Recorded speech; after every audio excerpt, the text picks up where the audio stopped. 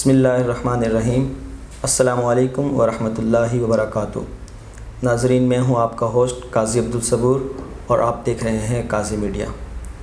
ناظرین، 7 ستمبر 1974 کو پاکستان کی قومی اسمبلی میں ایک قرارداد پیش ہوئی جس میں قادیانیوں کو کافر قرار دیا گیا۔ جب سے یہ سنتے آ رہے ہیں، ذہن میں ایک سوال پیدا ہوتا ہے کہ انسان اشرف المخلوقات ہے۔ اللہ تعالیٰ نے قرآن مجید فرقان حمید میں بھی فرما دیا کہ نبی پاک صلی اللہ علیہ وآلہ وسلم کے بعد کوئی نبی نہیں آئے گا۔ حدیث شریف میں نبی پاک صلی اللہ علیہ وسلم نے خود ارشاد فرمایا کہ میں آخری نبی ہوں، میرے بعد کوئی نبی نہیں آئے گا۔ پھر کس طرح سے لوگ مرزا غلام احمد قادیانی کو نبی مانتے ہیں؟ تو اسی حوالے سے گفتگو کرنے کے لیے آج ہمارے ساتھ موجود ہیں ہمارے مہمان جناب مفتی عبدالقادر ہزاروی صاحب۔ السلام علیکم ورحمۃ اللہ مفتی صاحب۔ وعلیکم السلام ورحمۃ اللہ وبرکاتہ۔ کیسے مفتی صاحب؟ کرم اللہ کا مالک۔ مفتی صاحب، اس بارے میں ارشاد فرمائیں کہ ایک انسان ہونے کے ناطے سب کچھ قرآن نے بتا دیا، حدیث میں بھی آ گیا، پھر کس طرح سے ایک شخص کو نبی مان لیا جاتا ہے؟ جی، بسم اللہ الرحمن الرحیم۔ ما کان محمد ابا احد من رجالکم ولکن رسول اللہ وخاتم النبیین۔ آمنت باللہ صدق اللہ مولانا العظیم۔ قال قال رسول اللہ صلی اللہ علیہ وسلم ختم بی النبیون او کما قال النبی صلی اللہ علیہ وسلم۔ جس طرح کہ آپ نے پہلے تو بہت شکریہ پروگرام میں مدعو کرنے کا۔ آپ نے یہ سوال اٹھایا کہ کس طرح لوگ مان لیتے ہیں نبی قرآن کے ہوتے ہوئے اور احادیث طیبہ کے اندر تمام تر تصریحات کے باوجود۔ تو بات یہ ہے کہ ایک آپ نقطہ ذہن میں رکھیں کہ دو چیزیں ہیں کہ اللہ نے اچھوں کو بھی پیدا کیا اور اللہ نے بروں کو بھی پیدا کیا۔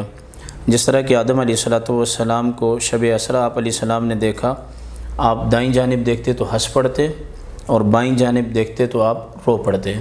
تو پوچھا گیا کہ ایسا کیوں ہے؟ تو فرمایا کہ دائیں جانب جنتی ہیں تو آدم علیہ السلام خوش ہوتے ہیں اپنی اولاد کو دیکھ کر، اور بائیں جانب جہنمی ہیں جنہیں دیکھ کر جیسے کہ ایک باپ کی محبت ہوتی ہے آپ کو دکھ ہوتا ہے۔ یہ آپ ذہن میں رکھ لیں کہ اگر مرزا قادیانی جو تھا ملعون، اس جیسے لوگ اگر دعوی نبوت نہ کریں تو یہ جو ختم نبوت کا کام ہے یہ ٹھپ ہو کے رہ جائے۔ جی بالکل ٹھیک ہے۔ تو اصل بات یہ ہے کہ ہمیں خیر کی پہچان تب ہوگی کہ جب شر موجود ہوگا، اور شر کی پہچان تب ہوگی کہ جب خیر موجود ہوگا۔ اور قرآن کریم نے اس طرف وضاحت فرمائی ہے وَهَدَيْنَاهُ النَّجْدَيْنِ، ہم نے دو راستے بنائے، ایک خیر کا راستہ اور ایک شر کا راستہ۔ خیر اور شر کا راستہ پیدا کر کے اللہ تعالیٰ خیر والوں کو الگ کر کے اور شر والوں کو الگ کر کے جنت اور جہنم کا جو عملی طور پر سلسلہ ہے وہ قائم کرنا چاہتا ہے۔ تو جب تک نبی کریم علیہ السلام کی ختم نبوت کی مخالفت کرنے والے لوگ نہیں ہوں گے، اس وقت تک ہمیں ختم نبوت سمجھ میں نہیں آئے گی۔ جی بالکل صحیح۔ ٹھیک ہے۔ ہمیں سمجھ تب آئے گی کہ جب اس کا عکس ہوگا، نقیض ہوگا۔ اور پھر آپ جانتے ہیں کہ علم بلاغت کا بڑا زبردست قانون ہے، قرآن میں ہر جگہ استعمال ہوا، وہ یہ ہے کہ چیزیں جو ہیں تعرف الاشیاء بازدادها، چیزیں ضد کی وجہ سے پہچانی جاتی ہیں۔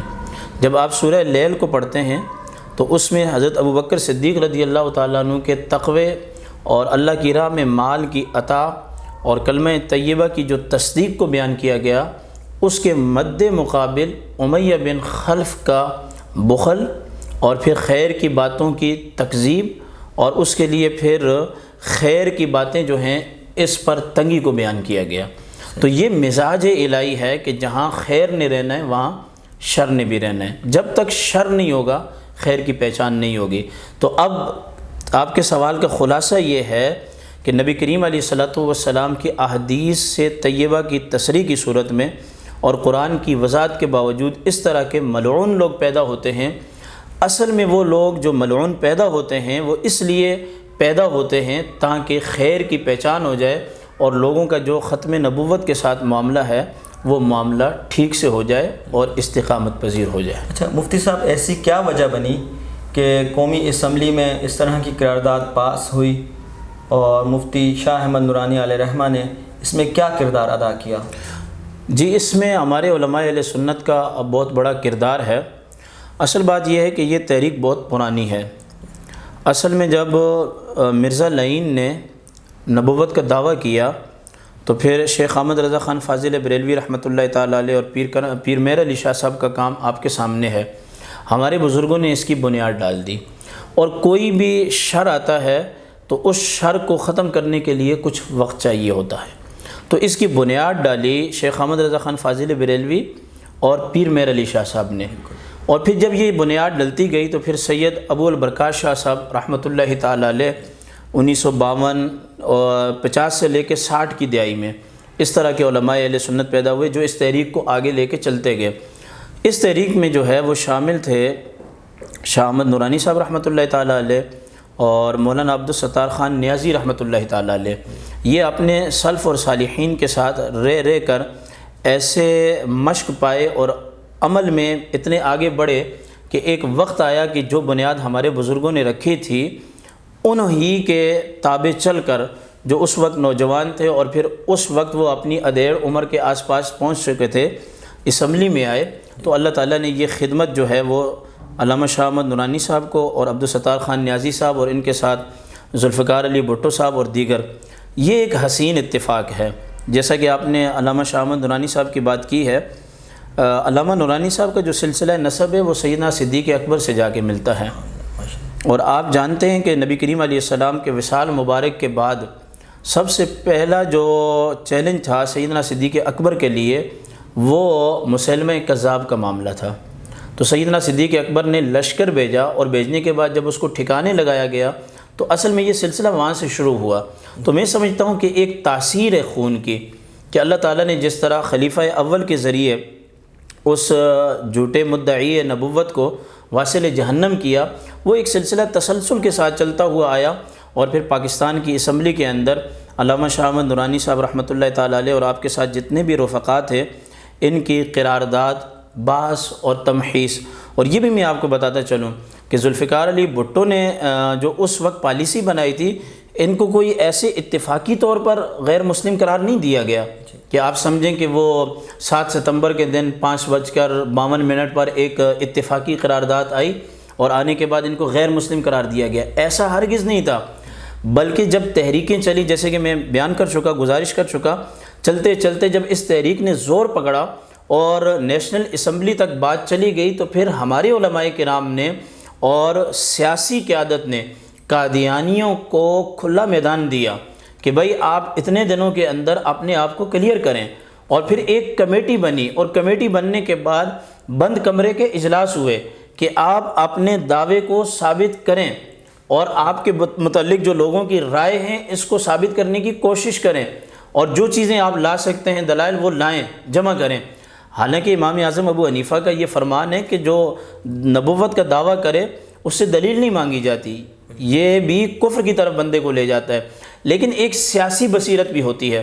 بحث اور مباحثے کے بعد جب وہ عاجز آ گئے اور کچھ بھی اس کے دلائل پیش نہ کر سکے تو پھر آخری جو حربہ تھا وہ حقیقت میں ہمارے اسلاف کی علامہ شاہ احمد نورانی صاحب اور دیگر آپ کے جو رفقات ہیں ان کی جیت اس صورت میں ہوئی کہ بند کمرے کے اندر انہوں نے ختم نبوت پر اتنے دلائل دیے کہ وہ جو ملعون تھا ناصر اور اس کے رفقا اور اس کے کارندے وغیرہ، وہ کوئی جواب نہیں دے سکے۔ جب جواب نہیں دے سکے تو کسی لیبرل آدمی سے سین کروانا بڑا مشکل کام ہوتا ہے۔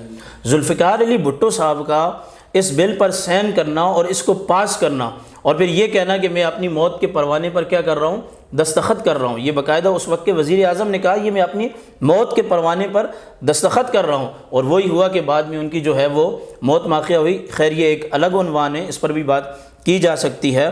تو پھر ان سے منوایا اور منوانے کے بعد قادیانیوں کو جو ہے وہ غیر مسلم قرار دیا گیا۔ تو اب خلاصہ یہ ہے کہ اس کے پیچھے بڑی قربانیاں ہیں۔ ایسا نہیں ہو سکتا کہ پاکستان کی پارلیمنٹ ان کو نمائندگی دے دے یا ان کو کچھ عہدے دے دے، اس کے لیے ہمارے بزرگوں کی قلم چلی ہے، زبانیں چلی ہیں، پیر مہر علی شاہ صاحب کے جو ہیں وہ مسلسل سفر ہیں، اعلیٰ حضرت کے وہ تمام جو ہے وہ تحقیقات ہیں۔ انشاءاللہ ایسا نہیں ہوگا تو قادیانی دو مجرم ہوئے، ایک شریعت مطہرہ کے مجرم ہیں اور دوسرا پاکستان کے قانون کے بھی مجرم ہیں۔ مجرم ایک ہو نا تو اس کو سزا دینی چاہیے. جب ڈبل مجرم یعنی کہ دین کے بھی جو مجرم اور ملک کے بھی مجرم، باقی جو اقلیت ہیں وہ ہمارے دین کو نہیں مانتے لیکن وہ ہماری مقدسات کی گستاخیاں بھی نہیں کرتے، وہ ہمارے پاکستان کے قانون کو فالو کرتے ہیں.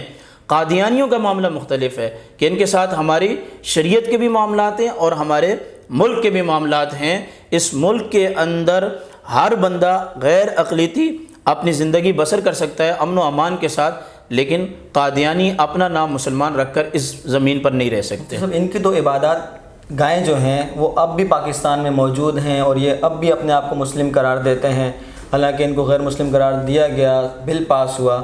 تو کیوں نہیں ہمارے جو ہمارے نمائندے ہیں، ہمارے حکومت کے ادارے ہیں، وہ ان پہ پابندیاں لگاتے؟ جی بالکل، یہ آپ نے اچھا سوال کیا. اصل بات یہ ہے کہ قاضی صاحب جب 1974 میں ان کو غیر مسلم قرار دیا گیا، اس کے بعد علماء کرام کی کوششیں اور کاوشیں تو رہیں کہ ہر دور کے اندر علماء اس مسئلے پر آواز اٹھاتے رہے اور اٹھا رہے ہیں اور اٹھاتے رہیں گے.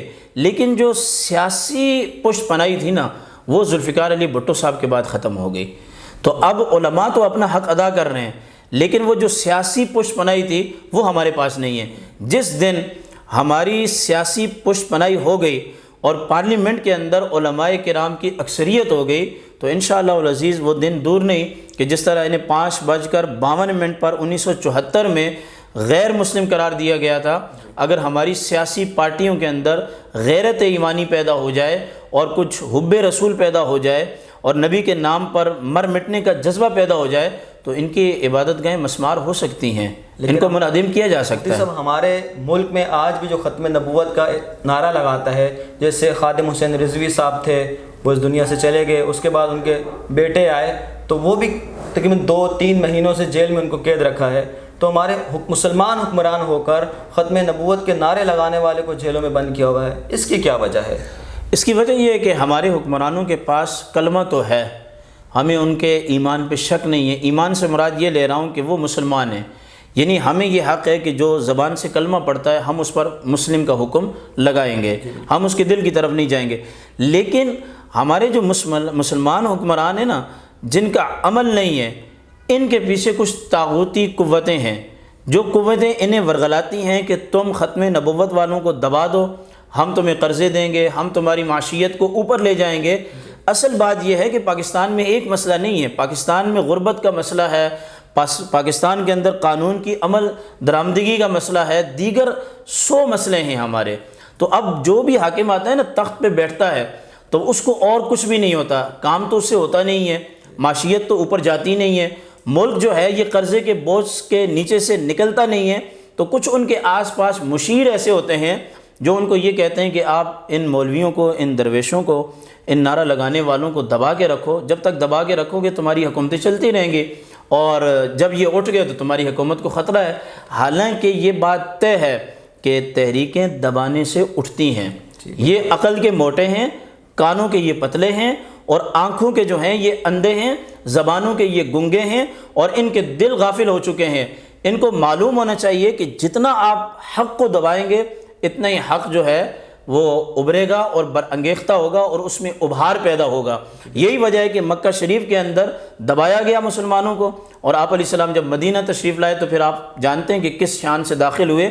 تو شاید آپ یہ سمجھتے ہوں کہ خادم حسین رضوی صاحب رحمۃ اللہ تعالیٰ علیہ کے بعد، غازی ممتاز حسین قادری رحمۃ اللہ تعالیٰ علیہ کے بعد جو گرفتاریاں ہوئی ہیں ہمارے علماء کی اور ہمارے جوان جو ہیں وہ ختم نبوت کی تحریک چلانے والے قائد جناب سعد حسین رضوی صاحب گرفتار ہیں، شاید آپ اس میں غم کر رہے ہوں، آپ کو فکر ہو، لیکن مجھے اس میں کوئی فکر نہیں ہے. میں جانتا ہوں جب تک کہ تحریکوں کو دبایا نہیں جائے گا اس وقت تک تحریکیں اٹھیں گی نہیں. اور افغانستان کا حال ہمارے سامنے ہے کہ 20 سال تک دبا کے رکھا لیکن 20 سال کے بعد بھی وہاں جو ہے وہ اسلام آ گیا. اسلام کو جتنا دبایا جائے گا اتنا یہ اسلام جو ہے اپنی جڑیں مضبوط کر کے تناور درخت بنے گا. بالکل. مفتی صاحب آخر میں ہمارے نوجوانوں کو کیا پیغام دینا چاہیں گے کہ وہ ختم نبوت کے لیے کس طرح سے کام کریں اور کس طرح سے ان قادیانیوں کے شر سے بچا جائے؟